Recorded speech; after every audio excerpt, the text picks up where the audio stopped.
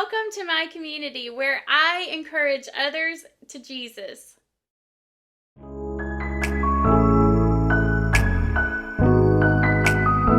One thing I worried about when I came to the Lord was being hated and judged by others for sharing the good news of Jesus Christ.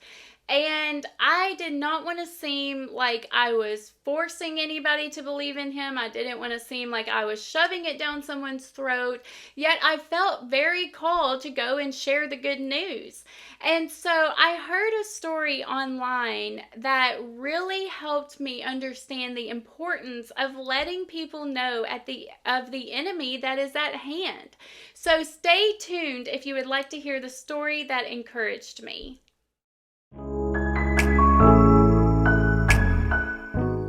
All right, imagine we're besties and you come and knock on my door and I open it and I'm like, oh my gosh, what's up, bestie? I'm so excited to see you.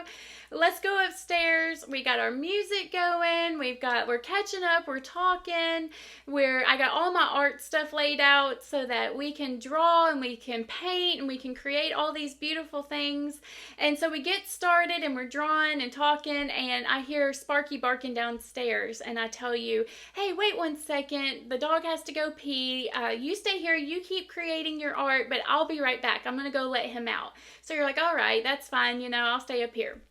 All right, so I go downstairs and I get Sparky and I let him outside out the back door, and all of a sudden I see a snake in the yard. So I grab Sparky, I run inside, I slam the door, I lock it, and I settle Sparky down, I calm her down and, sit her down, and then I go back upstairs. And when I'm entering my room, I see that you're about to leave.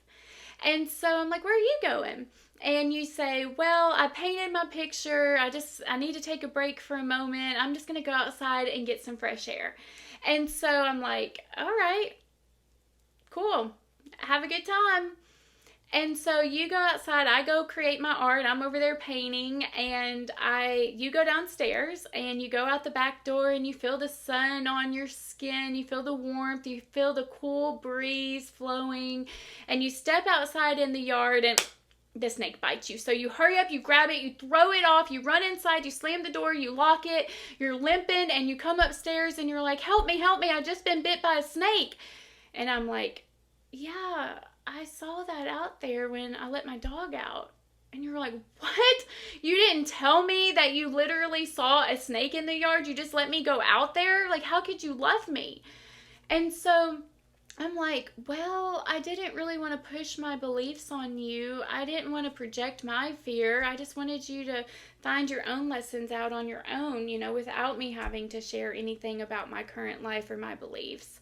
And you're like, what? So let's replay this scenario. If I would have shared with you when I came back upstairs, hey, and you're walking out and you're like, hey, I'm about to go get some fresh air. And I'm like, there's a snake in the yard, so be careful. Would that have been shoving down my belief down your throat? Or would that have been forcing my belief on you? Or is it up to you to decide what you do with that information? I didn't hold you captive in the room and kidnap you and be like, you cannot come out of this room. Like, there is a snake down there. You must stay here to stay protected. No. All you do is you tell the person about the enemy in the yard. Now, what they do with that information is completely up to them. They can be like, actually, you know what? I'm just going to go out the front door and get some fresh air. I definitely need the fresh air. I'm going to listen to my body, but I'm going to go out the front door instead of the back. Thanks for telling me, thank you for protecting me and loving me and not wanting me to get attacked. Or maybe they're like, oh, whatever, I'm not afraid of no snakes. And they go outside in the back door and they end up getting bit. If they still do that and they do get bit, it doesn't change the amount of love that I have for that person. I still love them. I don't care what they chose to do with the information that I gave them. I know that I was protected. And the way that I know that is because I was on the path towards the snake for so long. And I didn't even realize I was on it until someone told me. And when they made me aware, I started noticing everything around me and how it's true. There is an enemy lurking and he's hidden.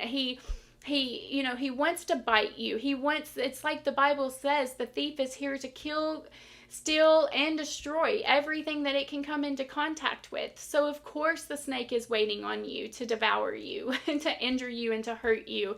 And it's my job to tell you that there is a snake there. I already was made aware of it. And it's kind of like if I used all of this information that I got, all the messages that I got, and I never did share it with anybody, I know that my salvation is taken care of. But if I don't share it with anybody, what good is the afterlife going to be if I'm there all alone? I want everybody to enjoy this. I want everybody to be made aware of the enemy that is lurking. And honestly, anymore, he's not even lurking or hid. He could be like out on the front porch or out on the back porch in plain sight anymore. I mean, it's just one of those things where, as Christians, it is hard. You feel like you will be judged or criticized or ridiculed, which it does say in the Bible that those things will happen because of your love of Christ. But it's hard to not want to, it mutes you in a way. It suppresses you in a way to where you have fear that if you do speak about it, you're just being annoying, or you're just going through the motions like everybody else, and they're like, yes, yes, yes. But really what you do is planting a seed in their mind. And when you do that, they're aware so that they can make known the enemy, and they see that there is, in fact, an enemy in this world that is going to try to attack them. Now, this message really helped me solidify that I did want to share the good news of the gospel, and I did want to share Bible stories, and I do want to build a like-minded community where we can all gather together and encourage one another, that there's not somebody that's above somebody just because they know, and somebody that doesn't know about the enemy, and that they can't be made aware, just like the snake story. I actually heard this story. It was from a Disney star. Her name was China McClain. Her dad actually told her this story, but it had such a profound effect on me and completely shifted my mindset and my perspective on sharing the good news. I was no longer in fear that if someone does hate on me, if someone does judge me, if someone doesn't like me because I do it, because what if someone needed that word? What if someone needed that love shown to them that day, that protection given to them, that they know someone does care and someone does invest in their livelihood and their well-being? Even if it's just one person that I affect, there can be a million haters, even though that seems like it's a hard mountain to climb. So I really appreciate her. She's really young, but she is, got such a love for the Lord, and I absolutely loved that story.